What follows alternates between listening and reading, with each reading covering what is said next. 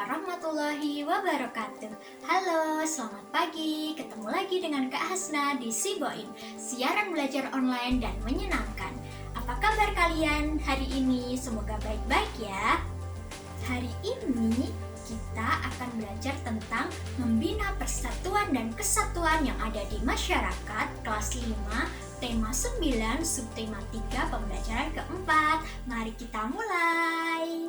Adapun tujuan pembelajaran kali ini, semoga adik-adik dapat yang pertama mengidentifikasi macam-macam kegiatan ekonomi yang ada di masyarakat. Yang kedua, dapat mengidentifikasi jenis-jenis iklan berdasarkan medianya.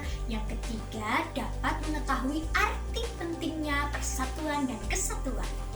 Namun, sebelum mulai pembelajaran, alangkah terlebih dahulu kita berdoa bersama-sama. Yuk adik-adik, kita bersama-sama berdoa terlebih dahulu menurut agama dan keyakinan masing-masing. Berdoa dimulai. Selesai.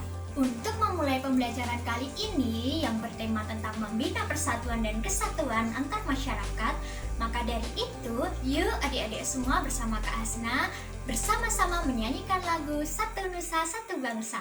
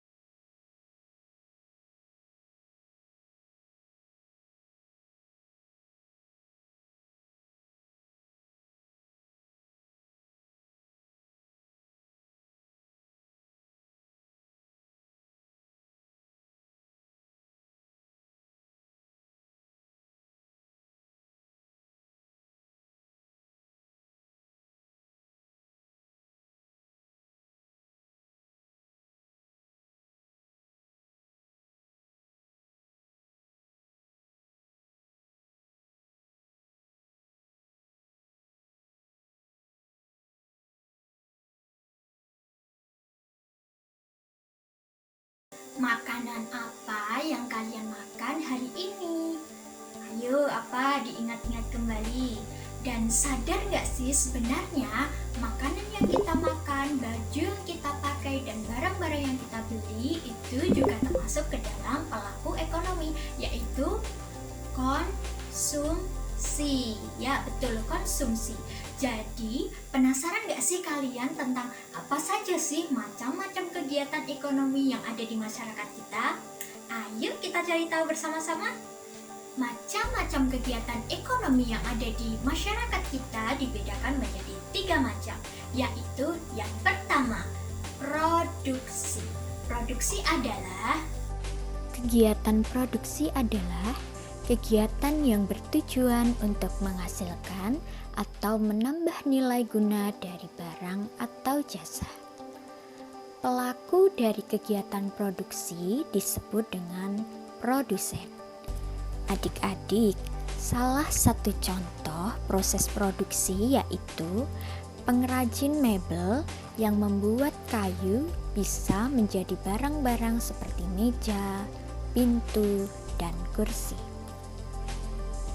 Kalian penasaran nggak sih apa saja contoh-contoh kegiatan produksi yang ada di masyarakat kita? Mau tahu? Yuk intip keseruannya bersama Kak Asna. Jadi ini merupakan salah satu contoh mebel yang diproduksi. Yuk ikut di dalam produksinya. Jadi ini adalah salah satu contoh produksi yang ada di sekitar kita. Contohnya ini. Pak, ini salah satu contoh produksi apa? Mebel furnitur. Oh, furnitur. Ya, contoh-contohnya furniturnya yang dibuat apa? Mebel, lemari, kursi. Ya, terus tempat tidur mungkin? Tempat tidur. Tempat tidur, ya seperti itu ya teman-teman, adik-adik semua. Nah, terus setelah itu bagaimana cara masyarakat tahu kalau Bapak membuat mebel ini? Diiklankan lewat Facebook, Di akun- Instagram. Oh ya, diiklankan lewat Facebook dan Instagram. Pelanggannya sudah banyak, Pak? Lumayan. Lumayan banyak. Nah, seperti itu teman-teman, ini salah satu contoh dari produksi mebel. Macam kegiatan ekonomi yang kedua yaitu distribusi.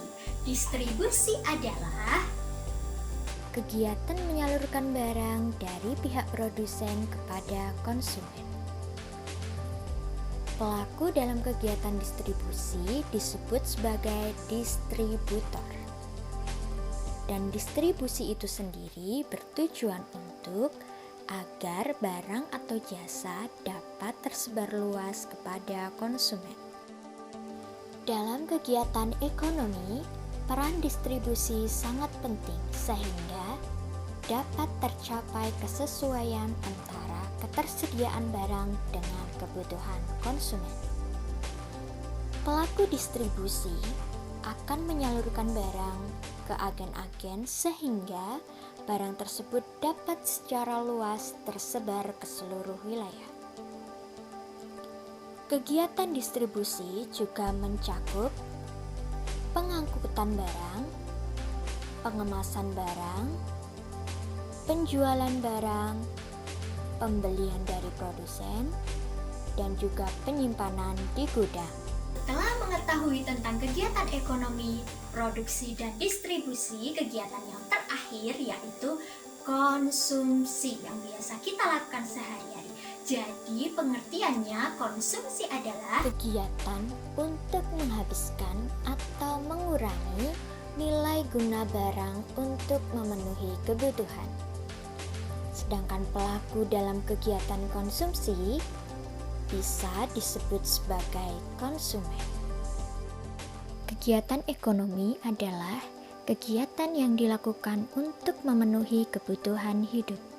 Sedangkan tujuan dari kegiatan ekonomi itu sendiri adalah sebagai sarana pemenuhan kebutuhan dan juga menghasilkan keuntungan bagi manusia. Adik-adik, tadi sudah belajar tentang alur ekonomi.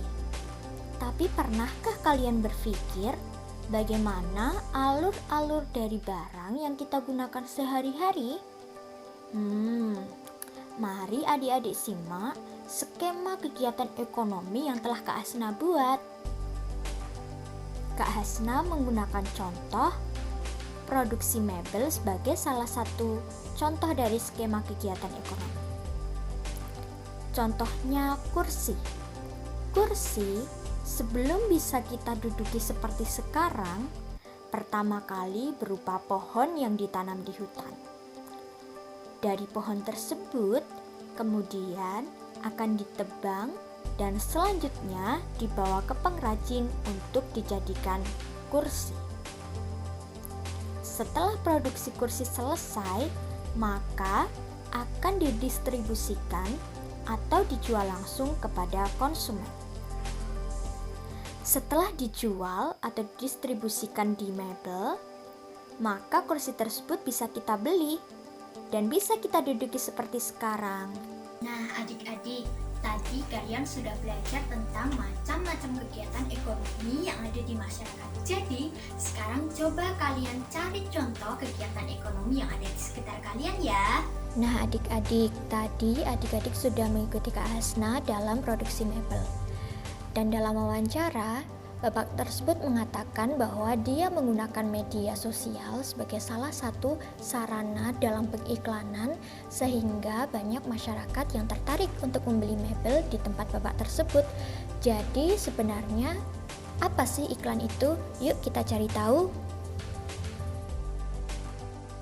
Iklan adalah pemberitahuan mengenai suatu barang atau jasa kepada khalayak umum agar mereka tertarik untuk membeli dan menggunakan barang atau jasa yang ditawarkan. Secara garis besar, tujuan iklan adalah 1. Memberikan informasi terhadap suatu produk. 2. Upaya untuk menimbulkan citra yang baik atau rasa suka terhadap produk yang diiklankan. 3. Meyakinkan masyarakat tentang kebenaran suatu produk. Dan yang terakhir, membuat atau mempermudah konsumen mengetahui spesifikasi suatu produk yang akan dibeli. Adapun ciri-ciri iklan yang baik yaitu 1. Bersifat informatif, komunikatif, bahasanya singkat dan padat, serta dapat menarik pembaca. Nah, adapun unsur iklan yang pertama yaitu dapat menarik perhatian, dapat menarik ketertarikan, dapat menarik kepercayaan, keinginan, ada tindakan, nama dan gambar produk, kalimat iklan, keunggulan produk, serta harga produk. Adik-adik, ingatkah tadi dengan wawancara Bapak yang memproduksi mebel tadi? Dia menggunakan sarana iklan untuk menarik pelanggannya agar tetap berlangganan di mebelnya. Jadi, tentu saja iklan menjadi salah satu faktor utama dalam kegiatan produksi. Untuk itu, mari kita cari tahu jenis-jenis iklan berdasarkan medianya. Adapun jenis-jenis iklan berdasarkan medianya dibagi menjadi 2 jenis, yaitu yang pertama iklan elektronik dan iklan cetak. Iklan elektronik merupakan iklan yang memanfaatkan media elektronik seperti televisi, internet, dan juga radio. Iklan cetak merupakan iklan yang memanfaatkan media cetak seperti majalah, surat kabar, poster, dan media cetak lainnya. Nah, untuk lebih jelasnya, mari kita lihat salah satu contoh iklan dari media cetak. Adapun unsur-unsur iklan di media cetak harus memuat nama produk, kalimat iklan, keunggulan produk, harga, nomor telepon, dan juga gambar produk yang menarik. Adapun ciri-ciri bahasa iklan media cetak sebagai berikut. Menggunakan bahasa yang singkat, padat, dan jelas. Menggunakan bahasa yang memikat dan memiliki daya sugesti. Menggunakan kata konotasi positif dan isinya bersifat objektif, jujur, singkat, jelas, dan menarik. Nah, tadi adik-adik sudah belajar bersama-sama tentang jenis-jenis iklan berdasarkan media. Nah, untuk itu, mari adik-adik cari tahu tentang apa saja unsur-unsur iklan yang ada di media elektronik. Dalam iklan elektronik, unsur iklan elektronik dibagi menjadi 3 jenis, mulai dari televisi, radio, dan internet. Adapun unsur-unsur di dalam televisi yaitu suara, gambar, gerak, dan tulisan, sedangkan pada radio hanya suara saja.